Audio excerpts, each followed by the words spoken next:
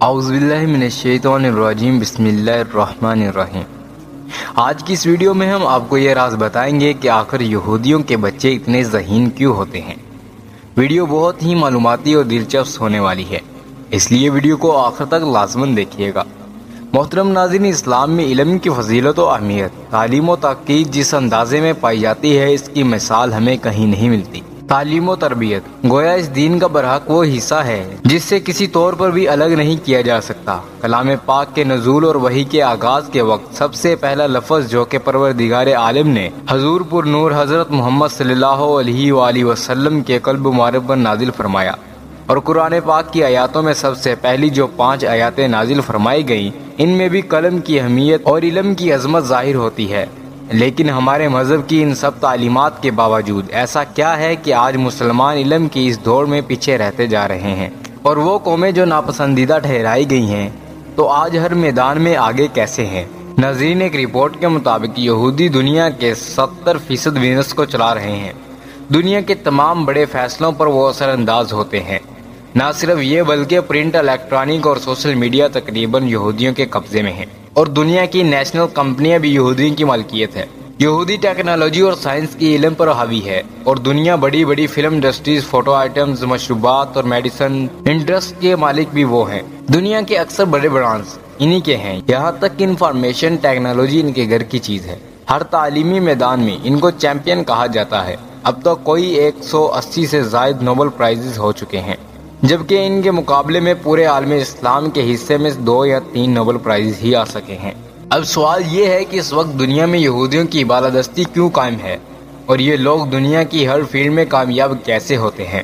محترم ناظرین، ذرا غور کیجئے، دنیا میں اسرائیلی کی کل آبادی ویکیپیڈیا کے مطابق 3 کروڑ سے بھی کم ہے، جس کا تناسب دنیا کی آبادی سے 1% بھی کم بنتا ہے، جبکہ یہودیوں کے مسکن اسرائیل کا کل رقبہ 270 مربع کلومیٹر ہے، جبکہ پاکستان کے ضلع جاگی کے رقبے کے لحاظ سے بھی کم ہے، جبکہ پاکستان کا ضلع جاگی کا کل رقبہ 4700 مربع کلومیٹر ہے۔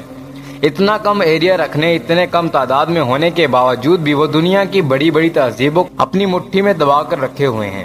آخر اس کی وجہ کیا ہے؟ کیا یہ لوگ کوئی ایکسٹرا ایجنسیز ہیں اور کوئی بھی ان کا مقابلہ نہیں کر سکتی؟ یہ پھر وہ دنیا کی عام انسانوں کی طرح ہیں، لیکن ان میں کسی خاص قسم کی تعلیم و تربیت کا رجحان پایا جاتا ہے جس سے وہ اپنی کامیابی کو یقینی بناتے ہیں۔ ناظرین، یہودی اپنے آپ کو خدا کے منتخب بندے کہتے ہیں، اور ایسی نام کی ایک کتاب کو 2007 میں نیشنل جوش ایوارڈ بھی ملا ہے، جس میں اس بات کی وضاحت کی گئی ہے کہ یہودی اللہ کے خاص انعام و یافتہ لوگ ہیں۔ لیکن قرآن پاک کی روح سے اللہ کے ہاں ذات و پاک اور رنگ نسل کی کوئی اہمیت نہیں، بلکہ اللہ کے ہاں تو صرف ایمان تقوی کی اہمیت ہے۔ قرآن پاک میں واضح طور پر ارشاد ہے، بے شک اللہ پاک کے نزدیک زیادہ معزز وہ شخص ہے جو اس سے زیادہ ڈرنے والا ہے۔ محترم ناظرین، جو سوال ہم نے اٹھایا، بالکل یہی سوال امریکہ کے ڈاکٹر نے بھی اٹھایا تھا۔ ڈاکٹر سٹیفن نے سن 1980 کی دہائی میں 3 سال اسرائیلی میں گزار کر اس بات کی ریسرچ کی کہ آخر یہودیوں کی کامیابی کا راز کیا ہے، کہ ان کی یہ صلاحیتیں ہیں یا پھر اپنی کوشش محنت سے یہ صلاحیتیں حاصل کرتے ہیں۔ ڈاکٹر سٹیفن نے اس موضوع پر ایک ریسرچ پیپر بھی لکھا ہے، جو کہ ساؤتھ ایشین پلس نامی ایک چینل پر پبلش ہوا۔ اس ریسرچ پیپر میں تفصیل سے اس موضوع پر لکھا گیا ہے۔ اس میں رائٹر نے واضح کیا ہے کہ یہودی کی یہ صلاحیت فطری صلاحیت نہیں ہے، بلکہ یہودی بچے بھی عام بچوں کی طرح صلاحیت لے کر دنیا میں آتے ہیں، لیکن یہودی والدین اپنے بچوں کی معیاری تعلیم و تربیت اور کوششوں سے اپنی نسل کی کامیابی کو اس طرح حاصل کرتے ہیں جس طرح فیکٹری سے کوئی پروڈکٹ اپنی مرضی سے بنا کر نکالا جاتا ہے۔ ڈاکٹر سٹیفن یہودیوں کی تعلیم و تربیت اور ان کے لائف سٹائل کی تفصیلات بیان کرتے ہوئے لکھتے ہیں کہ یہودی معاشرے میں بچے کی تربیت کی شروعات اس وقت کی جاتی ہے جب کوئی عورت تمیز سے ہوتی ہے۔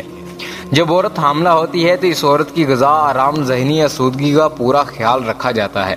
اس کو ایسے مشاغل دیے جاتے ہیں جن سے ان کو یقین ہوتا ہے کہ ان کی مصروفیات کی وجہ سے عورت کے پیٹ میں بچے کا ارتقان ذہین، جینیس اور جذباتی طور پہ انتہائی متوازن ہوگا۔ یہودی تعلیم و تربیت کی خاص بات یہ ہے کہ وہ صرف بچے کی پیدائش کے خواہاں نہیں ہوتے، بلکہ ایسے بچے کی پیدائش کے خواہاں ہوتے ہیں جو ذہین، جینیس اور لیڈرشپ صلاحیتوں کا حامل ہو۔ چنانچہ حاملہ عورت کی غذا میں دودھ، بادام، مچھلی، انڈے وغیرہ ذہن کو طاقت دینے والی چیزیں روزانہ کی بنیاد پر شامل کی جاتی ہیں۔ اس کے ساتھ ساتھ حاملہ عورت کو روزانہ کی بنیاد پر میتھ کی پریکٹس بھی کروائی جاتی ہے، کیونکہ ان کی ریسرچ یہ بتاتی ہے کہ بچہ جب ماں کے پیٹ میں ہوتا ہے تو ماں کی ذہنی آسودگی، بہترین غذا، خوشگوار ماحول اور میتھ جیسے مضامین میں مشغولیت کی وجہ سے بچے کی ذہانت بڑھ جاتی ہے۔ اس کے ساتھ ساتھ اسے میوزک کی پریکٹس بھی کروائی جاتی ہے اور وہ بچے کی تربیت حمل ٹھہرانے کے ساتھ شروع کر دیتے ہیں۔ ڈاکٹر سٹیفن کا مزید کہنا ہے کہ یہودی ایجوکیشن سسٹم میں گریڈیس بچے کو بزنس مینشن کروایا جاتا ہے اور میٹرک کے سرٹیفکیٹ اس وقت نہیں دیا جاتا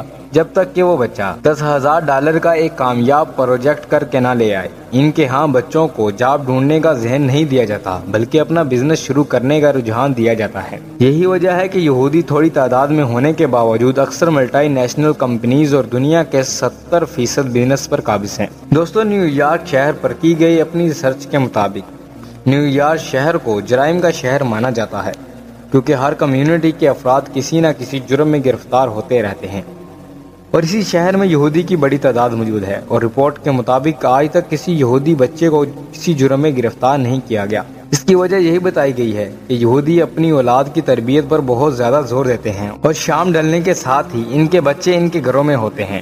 راتوں میں غیر ضروری گھومنا ان کے ہاں برا سمجھا جاتا ہے۔ محترم ناظرین، یہودیوں کے اس طرز تعلیم کو سامنے رکھ کر اب ذرا سوچئے کہ ان میں سے اکثر باتیں تو اسلام کی خوبصورت تعلیمات میں سے ہیں۔ مثال کے طور پر اسلام نے بچے کی تربیت کو اچھے اور دیندار رشتے کی تلاش سے ہی شروع کرنے کو کہا ہے، اور بعد کے مراحل میں بچے کی بہترین تعلیم و تربیت پر زور دیا گیا ہے۔